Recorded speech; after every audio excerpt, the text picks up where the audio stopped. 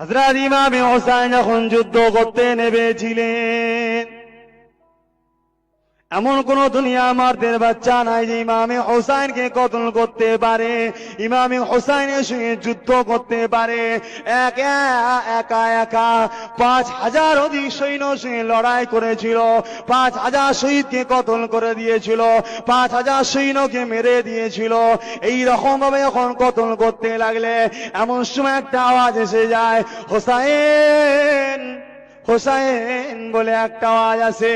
হযরত ইমাম হোসেন তরোয়াল দিয়ে দিলে, যুদ্ধ করা বন্ধ করে দিলে।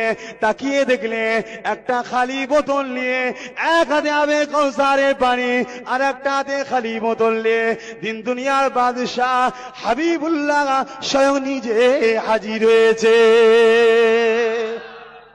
আমার কলিজা টুকরা হোসেন, আজ যুদ্ধে পরিচয় দিতে হবে না, তুমি তোমার মারদানির পরিচয় দিয়ে দিয়েছো। শেরে খোদার বেটা তুমি, যার তরোয়ালের নাম ছিল জুলফিকার, এ পরিচয় তুমি দিয়ে দিয়েছো। এ হোসেন, তোমাকে কারবালার বুকে আমি রাসূলুল্লাহ কেন পাঠিয়েছি আজকে শুনে রেখে দাও। হোসেন রে, কাল কিয়ামতের ময়দানে কোটি কোটি উম্মতিকে তোমার ওসিলা করে আমি রাসূলুল্লাহ আল্লাহ আর জান্নাতে নিয়ে যাব।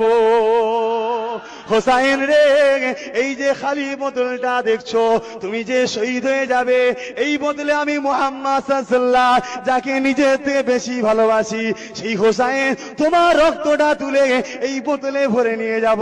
কাল কিয়ামতের ময়দানে যখন আমার উম্মতিদের হিসাব নিকাশটা হবে, আমার উম্মতিদের গুনার পাল্লা যখন ভারী হয়ে যাবে, আমি তোমার এক ফোঁটা রক্ত আমার উম্মতিদের নেকির পাল্লাতে দেবো।